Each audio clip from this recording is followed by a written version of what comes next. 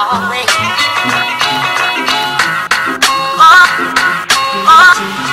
everyone, welcome back to my channel. It's Sayrasas, and on today's video I am going to do a swatch party, and I'm going to swatch this 5 Paris Ink Velvet from Peripera, and these velvet inks were given to me by Just Beauty PH. It's an online shop, so you can order Korean products from their shop, and these are really original Korean products. And thank you so much again, Just Beauty PH, for sending me a lot of beauty cosmetics, and I am really excited to do this video and excited to share to you or to everyone how these ink velvet pinks really look like on the lips and how amazing they are.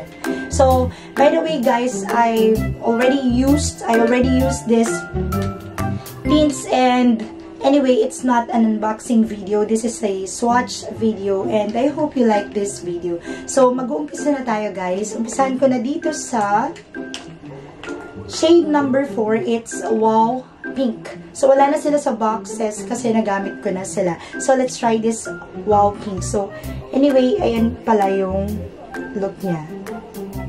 So, ayan siya. Ayan. Tapos, nandito nakalagay yung Peripera. So, let's try.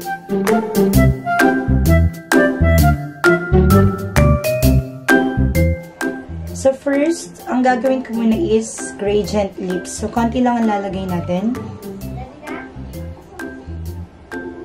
And see, it's really pigmented. Talagang magkukulay na siya. Ayan siya.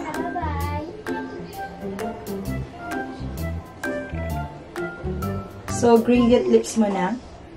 I really like this color, this shade Wow Pink, because it gives me that feminine color, very pink siya, and at the same time hindi siya too overwhelming sa lips and sa skin tone ko. It really fits my skin tone and I love it.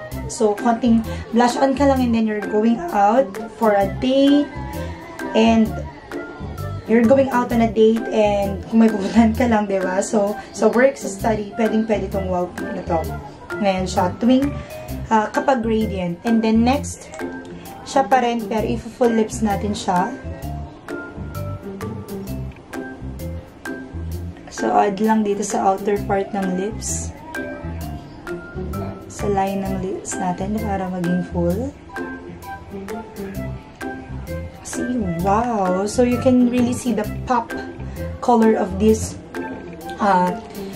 ink velvet. And by the way, what I like about this ink velvet din, to sa mga ink velvet na to, is that they are really smooth on the lips, okay?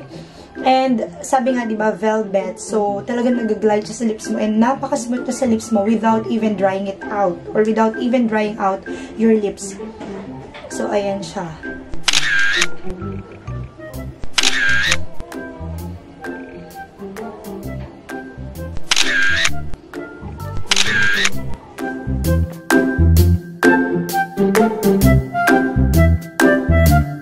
Dito naman tayo sa another shade number 9. So dito muna tayo sa shade number 9. So this is shade number 9 is Love Sniper Red. So the name of this shade is Love Sniper Red. So wala kasi nakalagay dito na English translation ng kulay niya, ng name of the shade. Numbers lang yung nakalagay, kaya tinitingnan ko dito sa iPad ko para in case na sana hindi magkamali, diba? Para hindi magkamali. So try na natin siya. Gradient muna. Oh my god, I really love this color so much. Wow! Kahit na tinaray ka na siya, ilang beses ko na siyang ginagamit. Na-amaze pa rin ako sa kulay niya. So, ayan siya.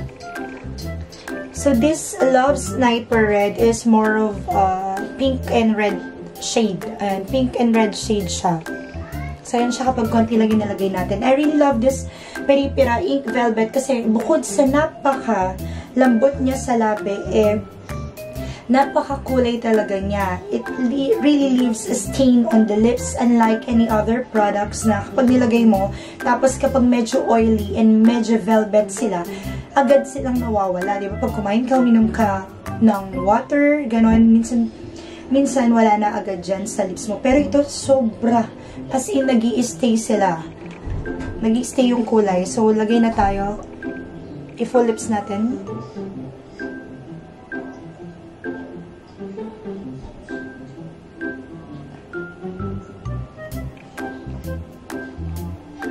Tanggalin lang natin yung konting lagpas. Okay. Ayan. So, this is the Love Sniper Red. When you put it on full lips. Okay? Or when you do it as full lips.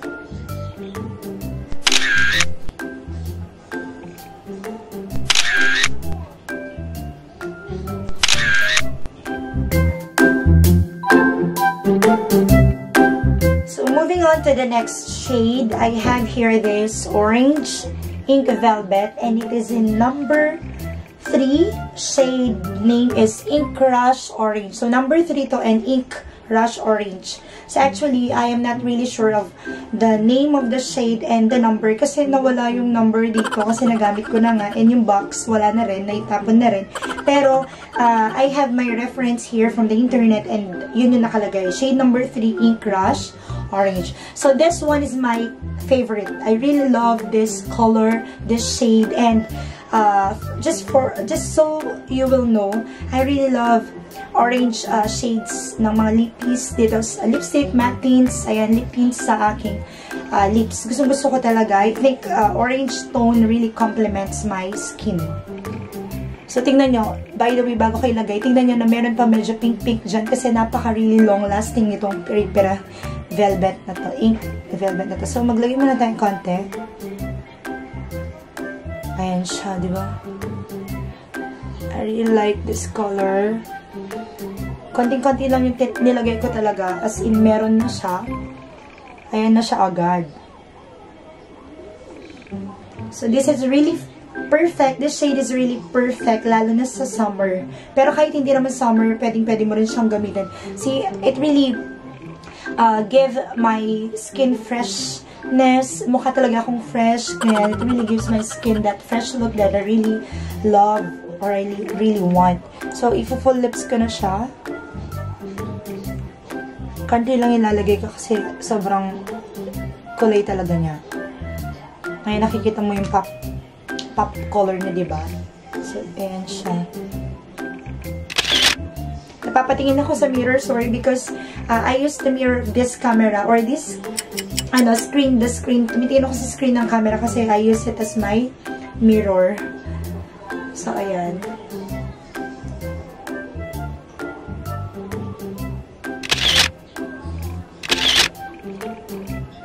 Perfect talaga tong kulay na to, lalo na sa kulay ng hair color ko ngayon, diba?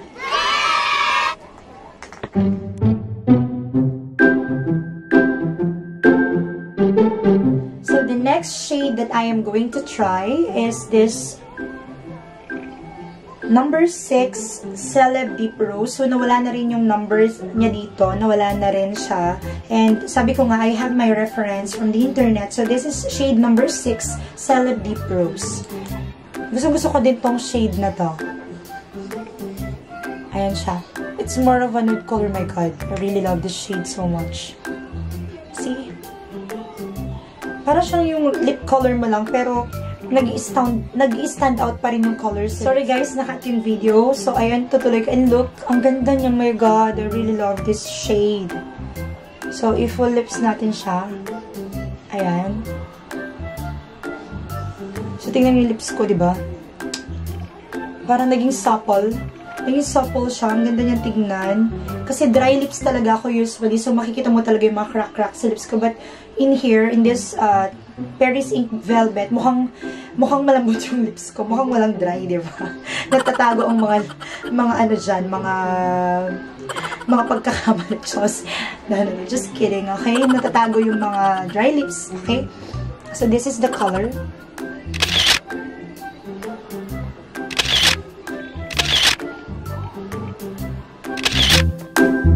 And so, the last tint that I am going to swatch is the shade number 1.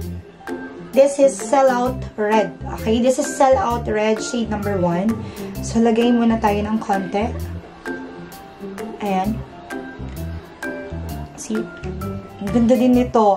Kung yung Wow Pink kanina is super pink, this one naman, para siyang merong pagka pink na konting red din. Ganon. Ganon yung tone niya.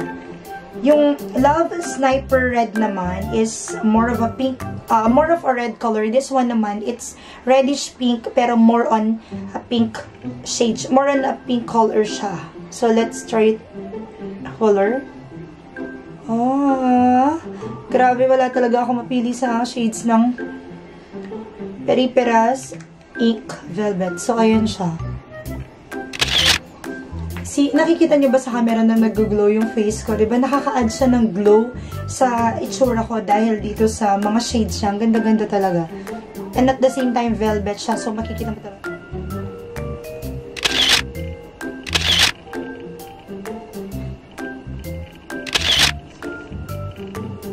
So yeah, that's it. I'm done swatching these tints and I hope you like this video. So if you have any comments and suggestions, just feel free to write them down on the comment box below.